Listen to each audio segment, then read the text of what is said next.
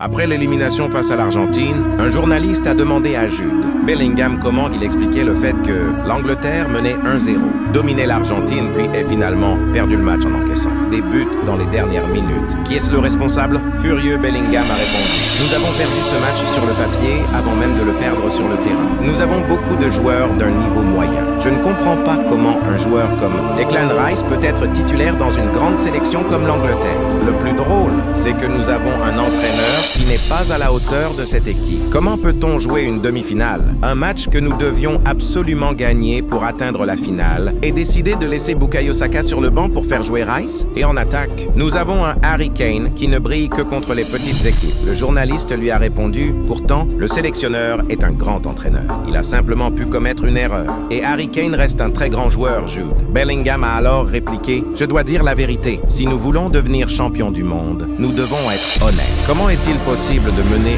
1-0 et à partir de la 70e minute de reculer face à l'Argentine alors que nous avons des joueurs capables de continuer à attaquer? Le sélectionneur est dépassé et en plus, il est arrogant. Le journaliste lui a ensuite demandé: que pensez-vous de Thomas Tuchel? Bellingham a répondu: si l'Angleterre veut construire une grande sélection, elle doit se séparer de Thomas Tuchel. Et il y a aussi beaucoup de joueurs qui ne devraient plus porter le maillot de la sélection. Et vous, supporters de football, pensez-vous que l'élimination de l'Angleterre est due à Thomas Tuchel ou aux joueurs?